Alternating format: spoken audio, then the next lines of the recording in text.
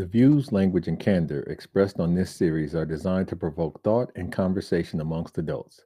Some opinions and perspectives may be unsuitable for those who are emotionally weak. Viewer discretion is advised.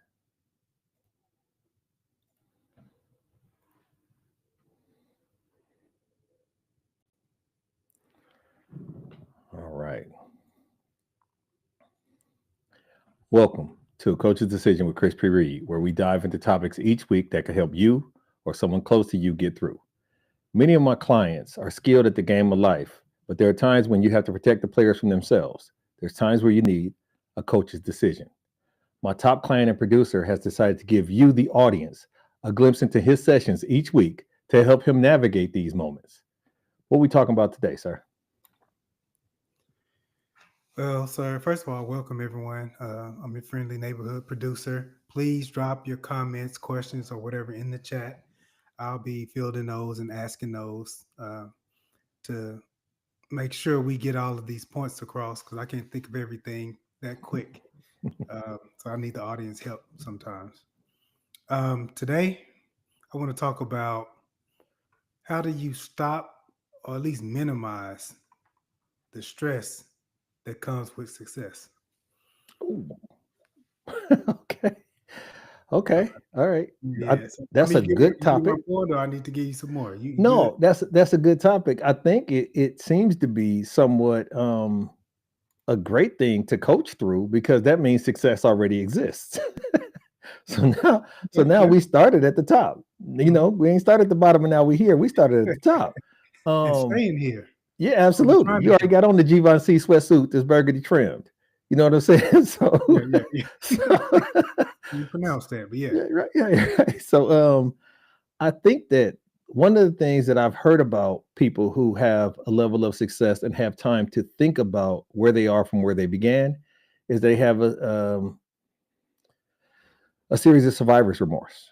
They start to think about who didn't make it, who could be there, and being the Moses of their family or of their tribe or of their friend group or whatever, and bring everybody up. Everybody can't be like LeBron and have the type of friends that are conducive to do the work that when you give them opportunity, they run with the ball. And so that's where the survivor's remorse thing really comes in, is that you're eclipsing or outpacing your family group, your friend group, your people that you know and love.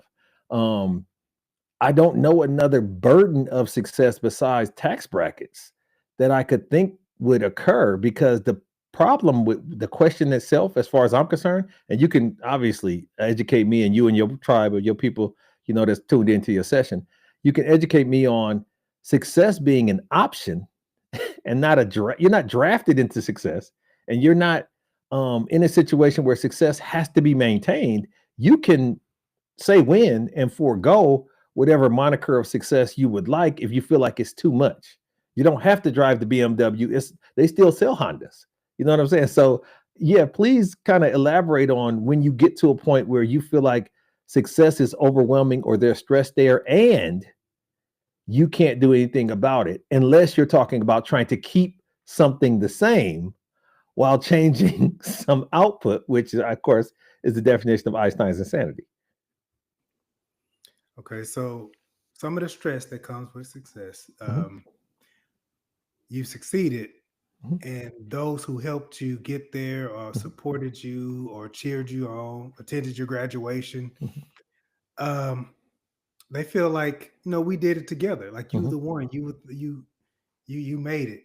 mhm, Those same people, although they don't mention it, mhm, are the ones who say, um, if you fail, you fail on your own. mhm, Your bad. You should have made mhm, better decision. mhm. But as a success, it's all of us. Therefore, something is owed. Yeah, I think once again, I don't like when people mix metaphors, and the idea of business and personal shouldn't be a homogenous term or homogenous thought process. So if it's a situation where you were starting a business and you needed $10,000 to start up this business, and you wanted me to invest in equity in the startup, and I gave you 1%, if I gave you 10% of that, so $1,000, then when you blow up and you're a billionaire, I should be entitled to 1% or 10%, excuse me, of whatever you've amassed. But if it's a situation where you thought that I was investing in you out of the kindness of my heart and giving you agape love and just entrusting my good intentions or my charity, which is, a Christian tenet, my charity into your success, and you being good was its own reward. They say, what goodness is, don't be good for me. Don't do it for me. Do it for goodness sake. Right. So I'm doing this. You think I'm doing this for goodness sake. You don't think that I buy your kids a birthday gift or a Christmas gift. So therefore, when I have kids, you owe me, you're in arrears for all of the gifts that I had just bestowed on my nephews.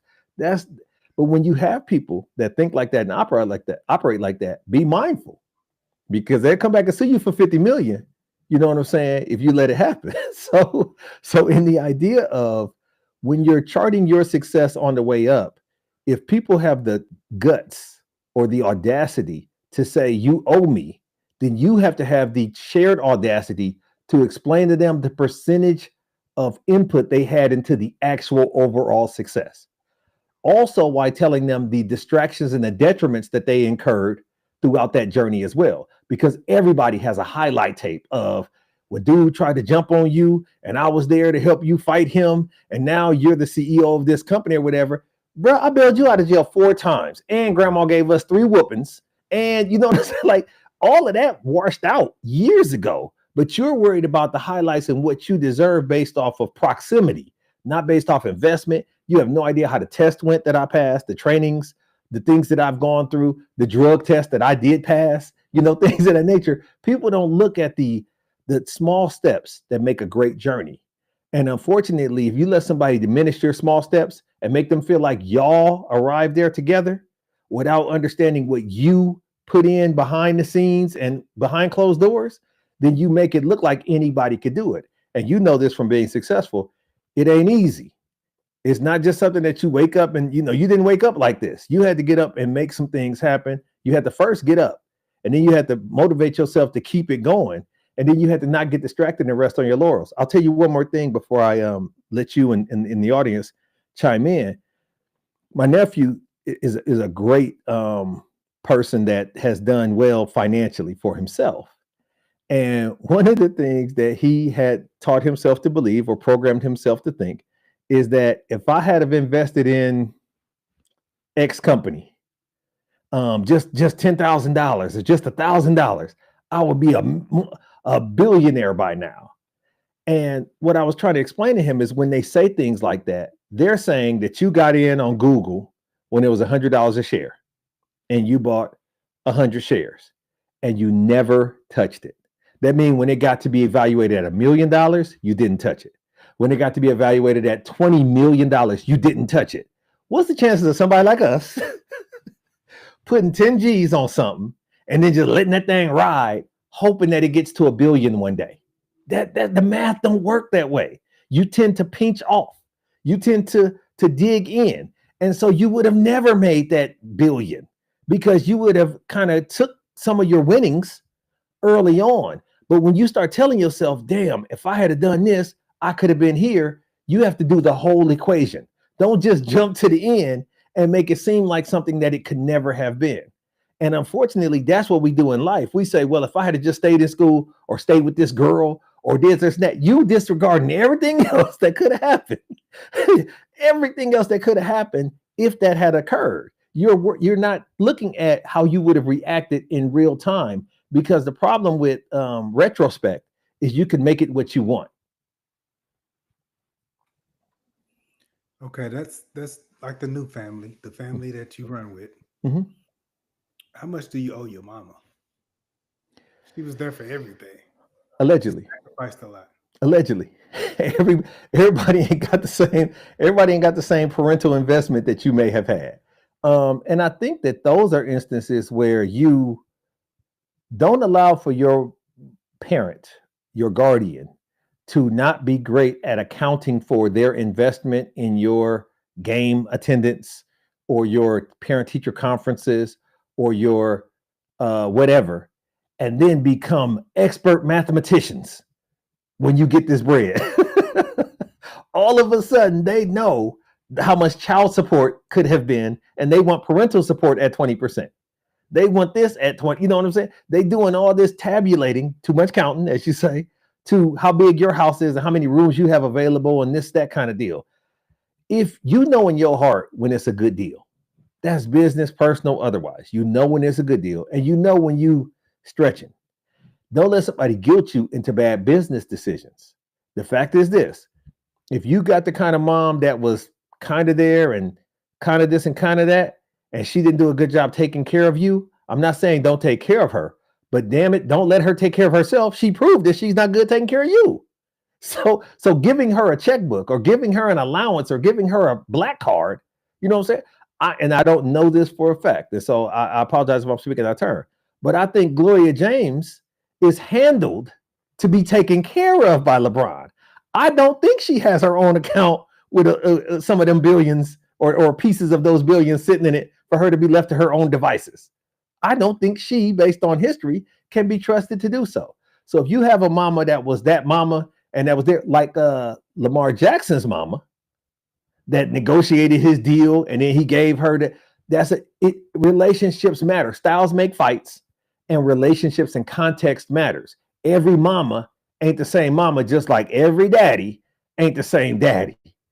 Every father's not the same father. Every uncle ain't the same uncle. You know what I mean? Now you find a little more closeness when it comes to people describing how their grandmama was.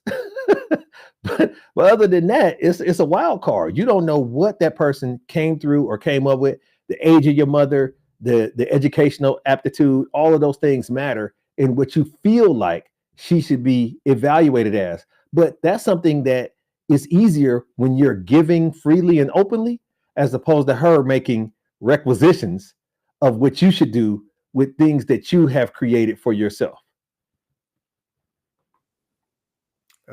Key Gal 1996 could have, should have, would have.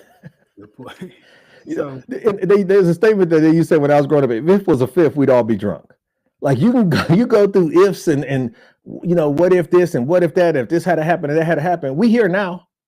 We are what the record says we are, Bill Parcells. You know what I'm saying? So at that point in time, I have to make the best determination with the information at my disposal at that time. And I'm not saying punish your parents for not being perfect. I'm also not saying punish your parents for not doing things the way you would have done them. But you've been around enough and involved in it to know, were they armed accordingly with the information to do right by you? I know for me, and I'm just speaking passionately and openly, vulnerably, my mom was a young mom. We learned a lot of stuff together. We grew up a lot together. And so I couldn't really hold her accountable, not having a college degree, of telling me what school to go to and what to pledge and all this. She didn't know. So me being mad at her because she didn't take the path that I took, that's a waste of time. It's a waste of energy, and it's disrespectful. Now, I think when people go to honor thy mother and thy father type of stuff, they go too far with what honor means. Honor means don't be overtly and oppressively disrespectful. It doesn't mean let them walk over you and don't talk back and you don't have an opinion and all of that, slave type stuff. Don't do that. You can be yourself and be expressive because you come from a place of knowledge and you come from a place of, I understand how I achieve this, not obtain this. We have a tendency in our community to believe that you got that house or those houses or that job because of some mystery lottery that pulled your name, and they disregard all of the investments, all the late nights, all the early mornings, all of the bus rides, all of the working at the fast food restaurant with non-slip shoes.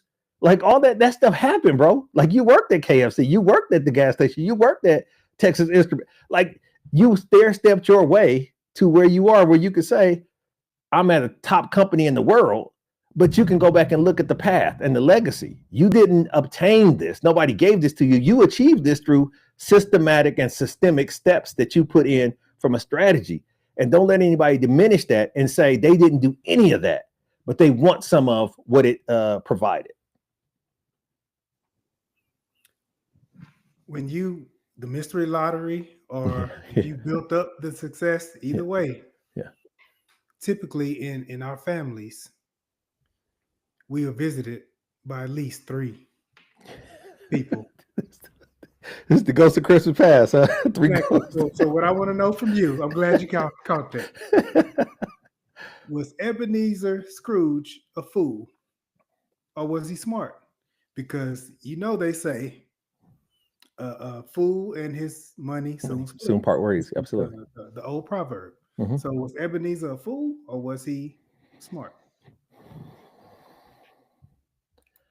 I think that he was short-sighted in the idea of he was blessed and built with the things he needed, and then he became distracted by the love of money and the security that money gave him. If you look at the psychology of Ebenezer Scrooge, he had been dumped on by people, and all he could count on to get their attention and respect was the bread. He wasn't a handsome man. He wasn't a tall man. He wasn't athletic. He had a business acumen. And so all people really respected was him getting his bread. And you have to be careful when people use certain tactics to get to a place. And me and my wife just talked about this today. If you have a bad actor at your job and everybody hates them and they talk loud and talk inappropriate and this and that, and they wind themselves getting promoted, all you've done is created a worse actor because you validated how they got there. You validated that this is part of the culture you're trying to establish because you rewarded that person for bad behavior. You know what I mean? And all of us have been at jobs where you had somebody and said, this person makes my day worse when I come in here. Why is this person in charge? And there's many reasons as to why that person has been elevated, and I'm not diminishing their education or their, business acumen. What I am saying is leadership requires personality as a component. It can't just be you the smartest person, so therefore, or else we would just take tests. Like, think about that. If the smartest person was a CEO, he would just have the smartest test scores, and that would be that simple. It's a combo platter. It's a combination of things. So, in the idea of was Ebenezer smart in what he was trying to be smart at, he was absolutely smart. Was Ebenezer a fool? If he cared about people and his spirit and his effect on the world and who he touched, the Tiny Tims and that of the world, he had been a fool for years, but he wasn't so foolish. And you and I talked about this in a previous session. He wasn't so foolish that he didn't have shame. He wasn't the most dangerous people are the ones that are doing bad by themselves and by others and don't even recognize it. Don't even have the shame to avoid you when they owe you money. Don't have the shame to look at you in the face when they've done something to the detriment of you and them. They're sociopaths, right? They're totally oblivious to the shrapnel or the adverse effects that their actions has on the community. And they expect the community, we've talked about this in the past, to go fund them when they didn't do what they were supposed to, ultimately. Because now they're leaning on the kindness of others or they just want somebody to give them a break. You know what I'm saying? If they just give me a break, okay, cool. How many breaks does it?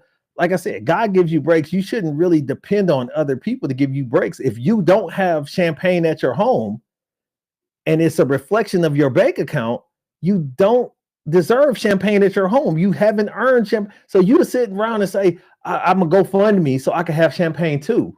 And I'm using champagne as a metaphor here, but you could insert whatever, a nice funeral with a horse-drawn carriage, whatever it is, you didn't invest in that. Therefore, you don't earn that or deserve that on the back end. And unfortunately, we live in a GoFundMe society. If you want a break, you should buy a Kit Kat bar. You don't have. You could just eat them without breaking them too. I don't know. They've programmed you to believe you break them up into 4 little bars, but you know how small a candy bar that will be individual. I don't want to split a Kit Kat with anybody. Yeah. But if you desire a break, understand. break anything. No, you're right. Right. So Key Galley, I want to make sure because I'm not sure if every person is included in this comment, but not sure if my company is a top company. And I did work hard, but I will say that I am where I am because of my parents, their time, effort, money, example, etc. Be mindful, be careful not to give too much credit to other people because they may. I look at your personality or your potential as a fire. Somebody lit the pilot and then you blew oxygen on it to turn it into this bonfire, this roaring flame. You did have to go to class. You did have to wake up. You did have to interview. You did have to write some things. You had to learn how to write and read and articulate and things of that nature. So yes, they made an investment that you compounded on. Think about your finances. You put a little bit in And then the market, which is bad now, but things compound over time to help add to what you put in initially. If that were not the case, we wouldn't put anything in. So your parents, children are the greatest investment you may make that will never pay off, right? A child, so many things can happen between birth and adulthood where a child could go left, right, or indifferent. But you make that investment because that's the human nature, that's the human cycle. So yes, you should appreciate your parents being there, but you only look at that from the lens of you've met people since then whose parents didn't do that, who weren't there at the games, who didn't make the investment. And you realize in retrospect and in comparison, wow, my parents actually gave a damn and put this into me. But I can tell you this, if you meet a young man who didn't have a father and he's the CEO of someplace like that, he's not saying the lack of a father is the reason why I'm here. The math has to equate in some way. And so when you look at the antithesis of your statement, you can't say anymore that your parents' involvement made you exactly who you are than somebody who was orphaned and became the greatest, whatever, would say that the lack of parents absolutely made them. Everybody has to take their own culpability in how they turned out.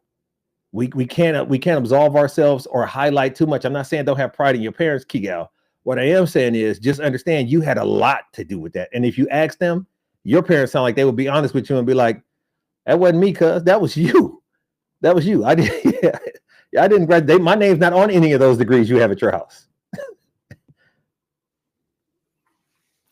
So how do you feel about this statement? Because I know the word frugal gets a bad name. Being frugal is being smart with money in order to accomplish a bigger goal. Being cheap means passing on your cost to others, and that is not cool.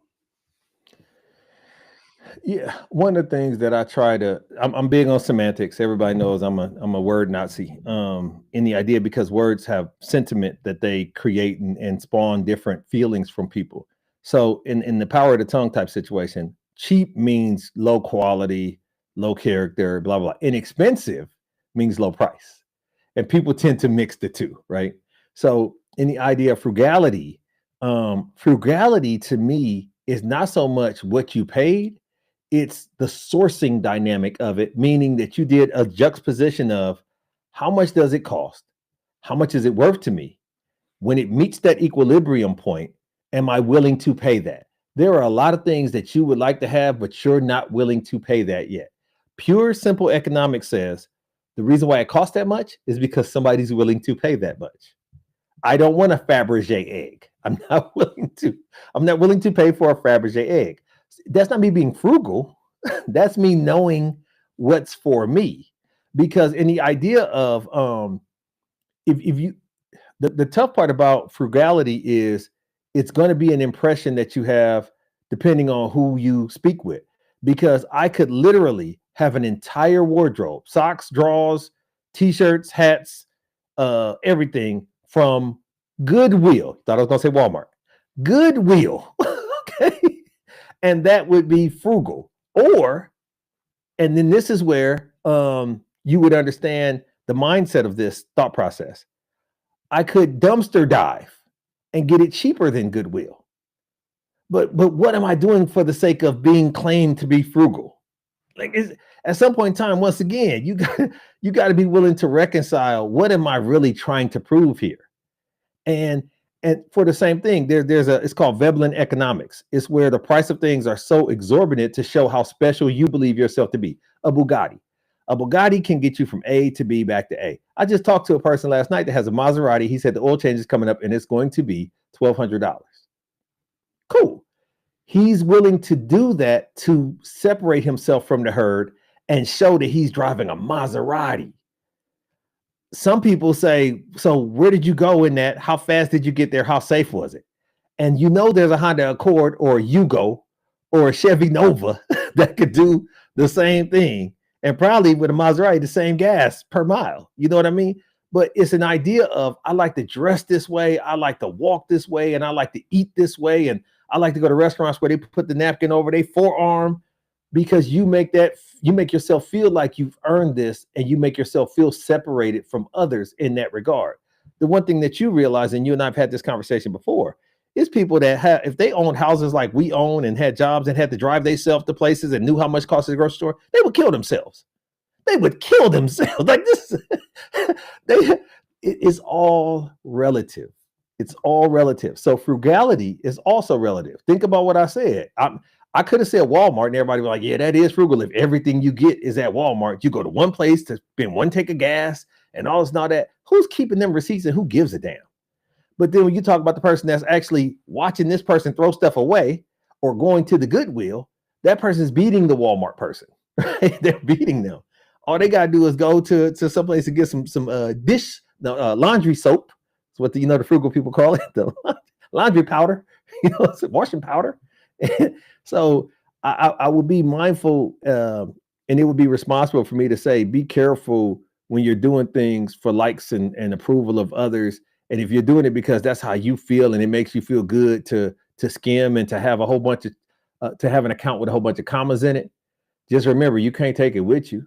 So unless you have this grand plan to give it to your children and you've taught your children to understand how much to appreciate all the sacrifices you made, because that happens a lot too. I got a guy and he like, I'm gonna give this to my kids. And I know for a fact he's not training his kids to appreciate. He can give his kids $2 million and they will say, that's what's up. He could give his kids $200,000 and they would say, that's what's up. He could give his kids $20,000 and they would say, that's what's up. The kids don't know. They have no idea that you eating ramen and sardines to put it in the account so that the money market grows at this percentage and this. You're not letting them understand the journey, because honestly, if you did, they might have enough wherewithal to say, no, Dad, you earned this. Go eat the steak. Go eat the lobster, man. I'll get mine. Just show me how you did it and I'll go get it. But you're doing it on my behalf. I'm not an invalid. I can feed myself. And that's where we have to have that communication, and we have to see things for what they are. So if you told me you was frugal, it would take a lot of conversation to help me understand why you believe so. Why you believe so. I mean, I grew up where my grandma used to wear the coat in the house because she didn't want to turn on the heat. But I never thought she was frugal. I thought she was cheap.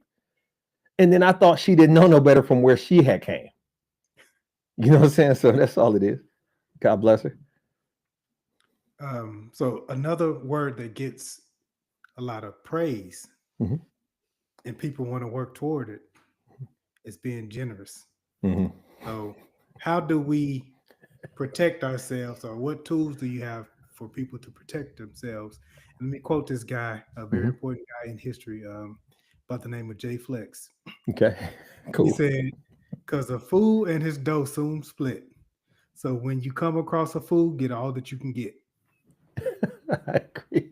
So any idea of how you believe your interaction and your karma affects other people, you might want to abide by that philosophy, right? The great philosopher Jay Flex. But the issue is it's tough because you don't want to tell people how to feel. And a lot of this is emotional calibration. Some people feel great about giving. Some people feel antsy about giving. Takers do not have limits, so givers have to set those. And the idea of you meet a taker, you pretty much recognize them shortly because they're never giving. And that's whether it be finances or advice or anything. They never call you. I remember years ago, Best Buy had some Beats headsets on sale. And I called y'all up and was like, hey, I done already bought them. Like the sale was so good. I just need you to reimburse me because I done already bought these things. And y'all was like, bet. That type of relationship you have to foster and nurture because it compounds itself in other areas. In the idea of, number one, people talking out of your situation and you feeling a certain way about what they say, you're close enough to the situation to know how to feel. To feel like you have to be generous,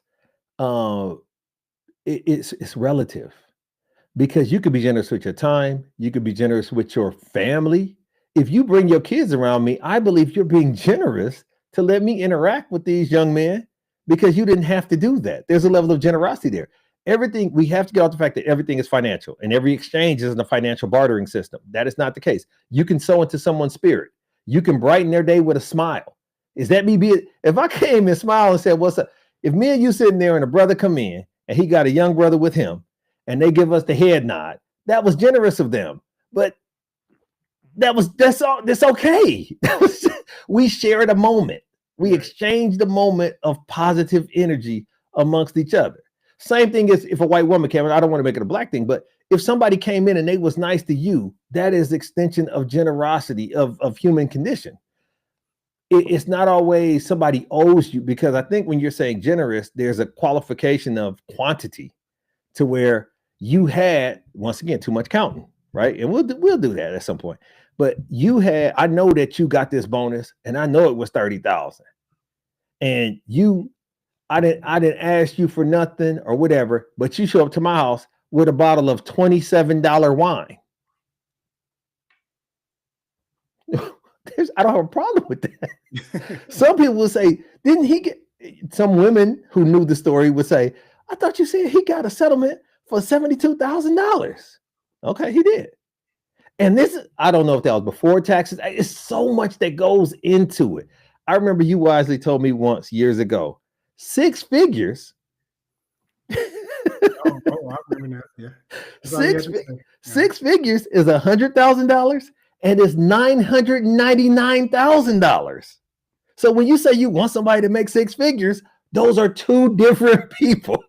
The dude that's making 100 on the dot and 999,000 do not have the same thought process, lifestyles, or none of that. So being as dumb to say something generic as 6 figures limits you. When you say, I aspire to just make 6 figures, once you make 100,000, you've succeeded. Congratulations, take the win. But people don't do that. They start looking at who else is next to them that's making more than them, that they feel like they're better than, and then the competition kicks in, and now you need to be making what they make. It's a lot of incompetent people that make $500,000 where I work. A lot. But that ain't got nothing to do with me. I think you're one of them. You're thinking wrong, and that's okay. You're allowed to do that in America. Now, I need you to take off your coach hat, and I just need you to put on your sweats. Okay. And be the regular dude. Okay. A family member knows that I got the a bonus of 50,000. Okay. How do I nicely or meanly, however I put it, how do I respond to them asking this, whether it's a story or not a story, but them coming to me with a hand shaped like a cup, wanting some of my money, but really the money that I have is for a bigger goal, which is called my life. Yeah, so, I was gonna say it doesn't have to be designated for anything. So you have 2 ways of doing this. First of all, stop telling everybody everything. That's number first. Okay. If you've already let the cat out of the bag and you told everybody everything because you like that type of attention, then if you don't want them to start doing counting and forget about tax, see, they forget about taxes. People think when you win $2 million in the lottery, you just have $2 million that just got transferred ACH into your bank account. There's taxes and all this and all that. People don't understand. Athletes only get 50% of their check after taxes. But the moral of the story is you get this 70,000 and now you sitting on it and somebody come with ideas about your money. You have to let them know, oh, I knew this was coming and earmarked everything.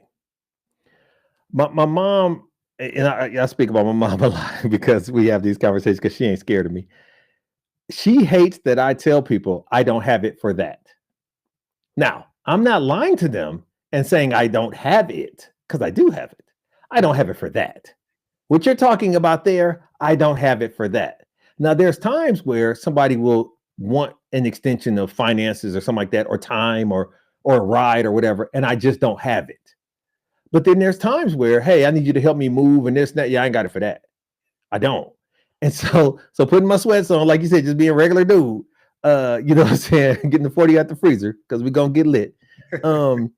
It's a situation where I have to be strong enough in my dedication to tell you what it is. And let me tell you what makes that strength so much greater. You got $70,000. I know you just got it. You know for a fact that 3 years ago, I gave your ass $3,000 on some goofy stuff and never got my money back. That in itself is a problem, because you should, if we have a relationship, have the wherewithal to give me back what I had given you. And that, I can't imagine that not happening. But what often happens is you come up. I've never come up to help you. I've never come up to help you. All of a sudden, it's the same situation. And I'll make it real simple for anybody on here that's got family, you know what I'm saying, that's been locked up. When they was out and balling, they was balling. They was getting it. They was cutting corners. Everything was milk and honey. They got locked up. Hadn't sent grandma no money. They had done nothing for the family as a whole. They hadn't bought turkeys for Thanksgiving or none of that kind of stuff. No Nino Brown action, right? Then when they get locked up, they want everything on their book so they can get the Jordan Trunners, so they can get the, you know what I'm saying? They want to be G'd up in the joint and want you to finance that. When they had it, you didn't see any of it. They squandered it and got locked away, and now they want regular hard-earned taxable money to be put into a situation where they're locked away and the state is paying for their residency. You know what I'm saying? That's a problem because you didn't invest up front. You didn't invest up front to get a return on investment. Life is a series of return on investments. You invest here and then you can pinch off. You invest here, just like a 401k, sometimes you'll be taxed if you withdraw early. But at least you put something in to withdraw. So if you get the money, and I know that I done gave you money, and it would be nice if you gave it to me, but if I don't need it, I don't need it because I didn't give it for that. But you get, you know, a large amount of money. Of course, my old lady is going to be like, you think he's going to give you back that 3 G's? If you want to keep talking to me, he will. But I'm not, and it's not even a situation where I ask for it overtly. I give you a chance because you could have forgot. But then I say, hey, when I start seeing you do for others frivolously, when you, you know what I'm saying? You doing stuff that don't even make sense. You got a gold-plated washer and dryer. I'm like, hey, I know you came in and I know you loving where you are, but I would be remiss if I didn't say, because of our friendship and our love, I gave you 3 G's, you know, in 21. And now you may have that to give back. And you'd be like, dog, that's right. You right. I appreciated that. Whoop-de-whoop. And then we kind of, but it's often the people who've never given you at a level that you've either been blessed to give yourself in a position to give them to, or you've earned a position to give them to. And all of a sudden it's inappropriate accounting. And so, yeah, don't fall for that. Have those candid conversations and say, you realize you've realized I've been blessed and sown into you 55 times. Now, if you want to do that, let's do that. Now, I didn't know you was counting. You're counting. Why are you the only mathematician here? You know what I'm saying? You realize I got some money and you should deserve this. I should at least be good for 6,000, 8,000. You know, they come up with a high number because that's how you negotiate. Well, once counting is on the table, counting is on the table. Let's do some counting. Because at that point, they put themselves in a situation where if you say no, or if you don't qualify their ask, they're willing to walk away with the friendship anyway. It's literally a negotiation, unfortunately. And it's sad because a lot of athletes and professional people talk about that dynamic with their family, carrier-ons, and loved ones. I'll tell a quick story. Allen Iverson had a friend that was constantly causing him money and putting him in bad situations that he had to pay out of. And he ultimately put $250,000 in the duffel bag, went downstairs, told because everybody was living with him and all that kind of stuff. And his jewelry is coming up missing and everybody knew it was dude and all this. And he took dude out, not in front of the folks, took him out and said, cuz, it's a duffel bag with $250,000 in here. I can't do nothing else for you, bro. I got this for you. I love you. Here it is. There's nothing I could do for you, right? And of course the dude took the $250,000 because you know this from tax season. He'll run through that. He's not thinking I'm going to invest that and get a franchise or this and that. He's thinking I got a quarter. This is going to last me forever. And the friendship ultimately is what Allen Iverson paid off, you know, and it's a sad situation when that's your guy, but it was a small price to pay for what could have been removed or taken from him long term. You dig? So it's those type of things. You just got to make smart decisions for yourself and realize who's with you and who's not, and then what they deserve, because you can hire somebody to tell you the evaluation of friendships. They actually have people that can do that, an actuary to tell you, hey, these are the people that's been in your life. This is what and they can talk you through it and say, I get at about 27,000. I get at about 16,000. You know, they'll let you know, and you can feel better if you just want to feel better about it. But if you want somebody to guilt you into parting ways with your money, that's going to be there all the time, every time. Your old grade school teacher that didn't suspend you, everybody got a reason why they should get some of the bread that they know you have now. First of all, and I started with this, be quiet. Shut the hell up. Be cool. Everybody don't need to know all that. Bless people with surprises. You're going to figure it out. But, so Monique Jones says no means no. And I agree with that. If you try to take my dough. You gonna tell us about the dream? Yeah, I absolutely can. Tell us about the dream. Yeah, so the dream was this, and I'm gonna have y'all, the audience, kind of help deconstruct this to help me understand where it might have come from. So the dream starts with, and for whatever reason, it's been real estate lately, right? And so the dream of the week this week was, it started with, we're getting a new house. Now it's not the townhouse the dude ran through from 2 weeks ago, I think. Anyway, we got a new house, and it's a big house. And my wife got a great deal on it because she does corporate real estate and all that kind of stuff. Got a great deal on this house. I don't ask a lot of questions. You know me.